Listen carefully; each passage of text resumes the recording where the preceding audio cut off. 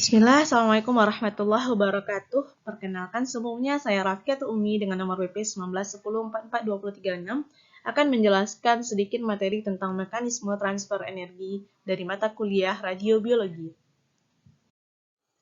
Sedikit pendahuluan dari pembahasan ini ialah dalam memahami mekanisme transfer energi kita dapat mengambil suatu perlakuan, yakni di sini molekul zat warna yang menyerap sinar ultraviolet dengan fluoresensi biru, yakni molekul 1, ditempatkan pada jarak R dari molekul yang menyerap warna biru dengan fluoresensi orange merah, yakni molekul 2.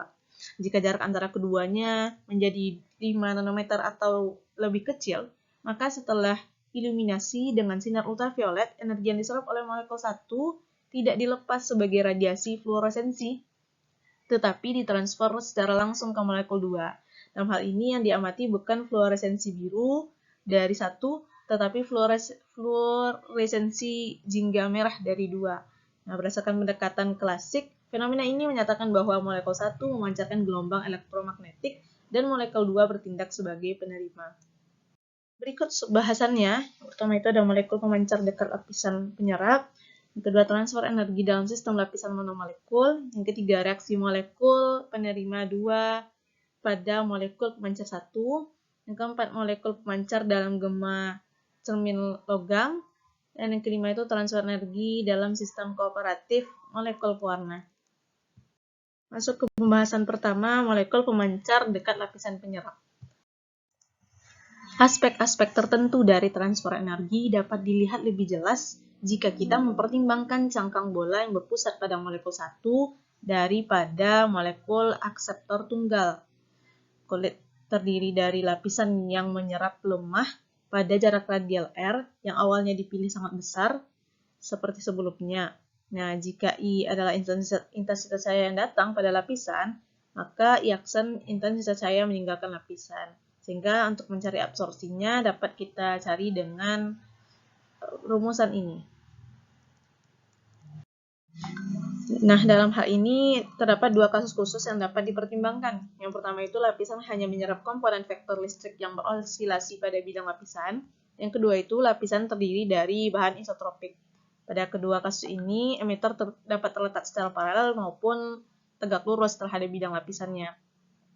Untuk jarak D sama dengan D0 dan W1 yang sama dengan W2, maka berlaku persamaan 2 dan nanti akan dapat diperoleh persamaan 3. Dari persamaan-persamaan ini kita dapat mengetahui bahwa jarak awal D0 menurun dengan meningkatnya frekuensi dari cahaya fluoresens yang dipancarkan oleh molekul 1.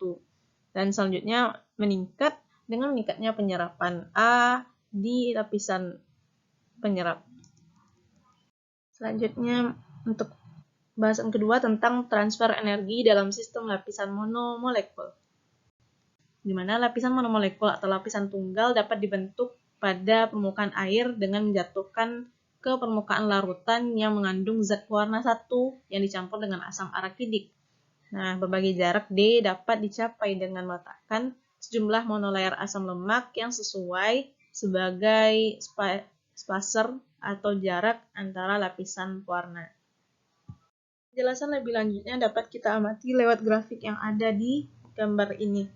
Nah, gambar 1 A sampai C, mana ini menggambarkan transfer energi dalam sistem monolayer dengan lapisan pewarna 1 dan 2 yang dipisahkan oleh D.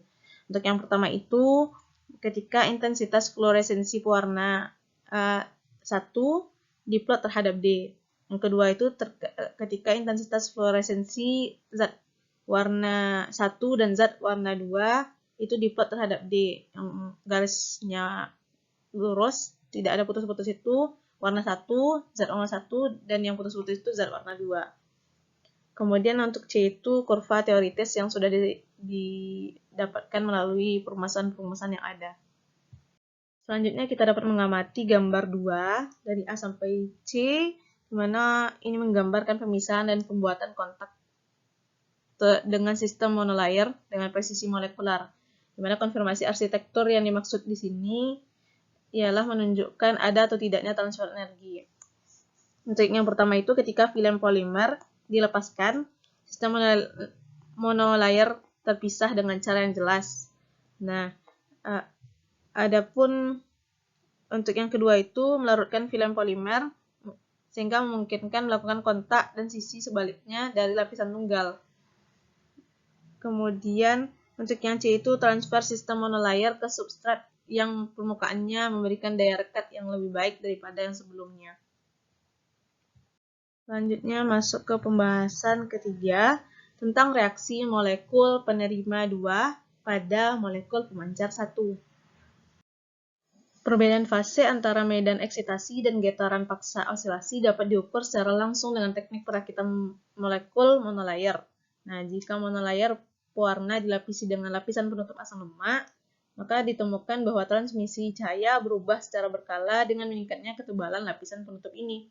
Efek ini disebabkan oleh interferensi antara gelombang cahaya yang dipantulkan di permukaan antara lapisan penutup dan udara, dan gelombang yang dihamburkan oleh molekul pewarna.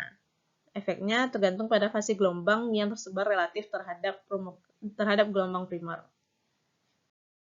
Yang keempat, yakni molekul pemancar dalam gema cermin logam. Dalam situasi lain, kekuatan radiasi dari molekul luminesen dapat sangat dipengaruhi oleh lingkungan. Misalnya pada sebuah molekul luminesen yang ditempatkan di dekat cermin logam. Di sini secara klasik, gelombang elektromagnetik yang dikirim oleh molekul tereksitasi dipantulkan dan terjadi interferensi antara gelombang pantul dan gelombang primernya. Medan yang dihasilkan diubah dengan kuat sehingga tergantung pada kondisi interferensinya. Daya radiasi dapat meningkat ataupun menurun. Bisa juga dikatakan bahwa gelombang dari molekul emitter yang dipantulkan di cermin dan kembali ke molekul, baik diredam ataupun dieksitasi osilator emitter, tergantung pada pergerakan fasa yang ditentukan oleh waktu transit. Daya radiasi dengan demikian merupakan fungsi dari waktu transit 2D per C, di mana D adalah jarak molekul dari cermin dan C adalah kecepatan cahaya. Dalam kasus ideal, seluruh energi eksitasi diradiasikan dan tidak ada energi yang diubah menjadi panas baik di dalam molekul maupun di cermin. Jika daya radiasi tinggi, maka energi eksitasi osilator emitter habis dengan cepat dan masa pakai radiasi pendaran diperpendek.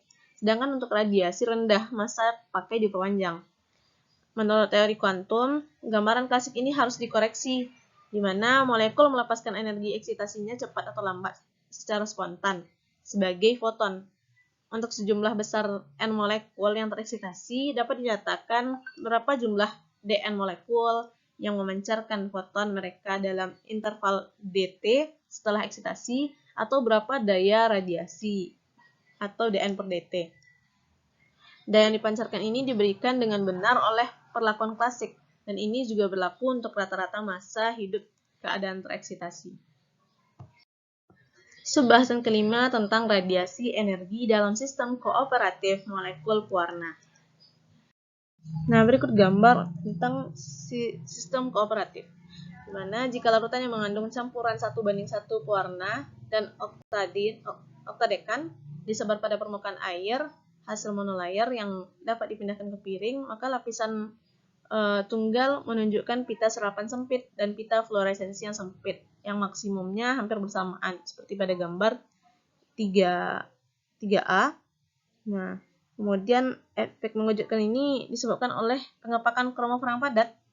Molekul oktadekan mengisi saluran silinder yang tersisa di antara substituen hidrokarbon dari molekul pewarna. Nah, dapat dilihat pada gambar B.